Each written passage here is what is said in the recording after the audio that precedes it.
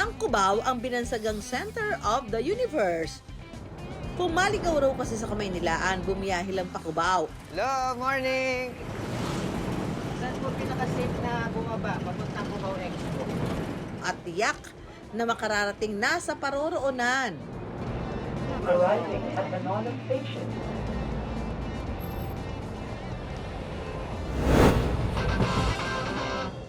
Yan ang mga tutuklasin ng mga Gen Z friends kong content creator. Sina Spark, Shaner, at Rian Simon. Ang We The Future Kaya nandito kami ng We The Future Boys para gumawa ng isang misyon.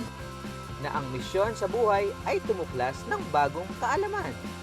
At aktibong mag-share ng awareness tungkol sa social issues ng bayan.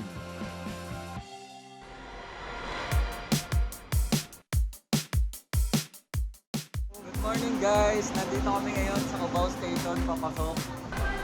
With the future, biyahe na kayo. Ito ang fun fact na pabao namin. Hindi lang sa mga taong may malaking ambag sa kasaysayan, ipinangalan ang mga estasyon sa LRT2. Ang ilan kinuha sa pangalan ng kalsada kung nasaan ang mismong istasyon. Tulad ng isang bihira na ngayong prutas. Guys, so nandito na kami ngayon sa Anonas. Anonas Station. Alamin na rin natin yung history, pre. Alam mo may history to. Anonas Station for custard apple. Custard apple dahil daw sa Anonas Station. Puno daw dito ng mga anonas na prutas. Noong unang panahon, sa lugar na kilala ngayong Barangay Quirino Project 3, marami raw puno ng anonas o custard apple. Kamag-anak ng atis o Anona reticulata. Pero kalaunay naubos sa mga puno ng anonas at napalitan ng mga gusali at kalsada.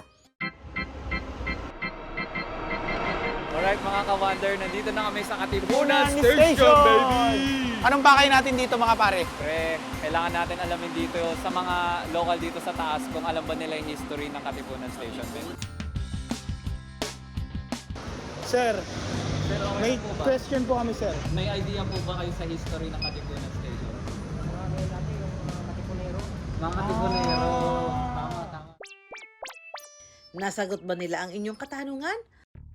Pero isa sa mga naisip namin at nalaman namin na ito palang Katipunan Station ay yung pinakaunang underground train Station, train train station station, na no? makikita mo dito sa Pilipinas. Malalim rin yung pinanggalingan.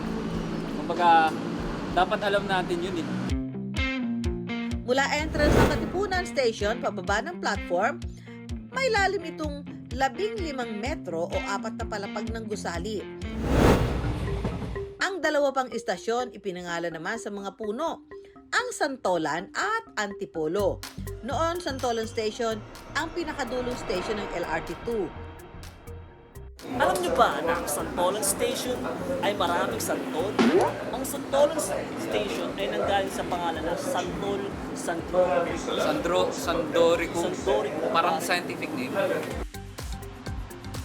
Pero taong 2021, nadagdagan pa ito ng 2 istasyon, Marikina, Pasig at Antipolo.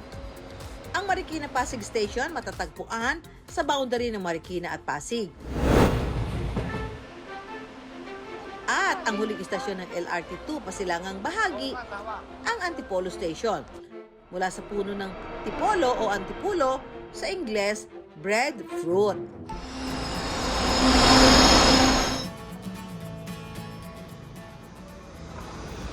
Ganito na rin yung feeling natin kapag nasa out of country tayo. Usually puro lakad, commute. Konting lakaran na lang, kaya niyo yan.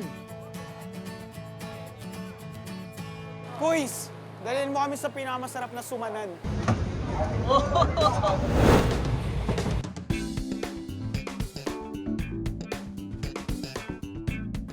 Yun!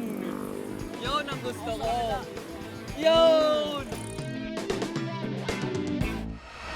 Isa sa mga na-realize ko habang nagko-commute ako papuntang Antipolo is sobrang safe na yung space sa LRT.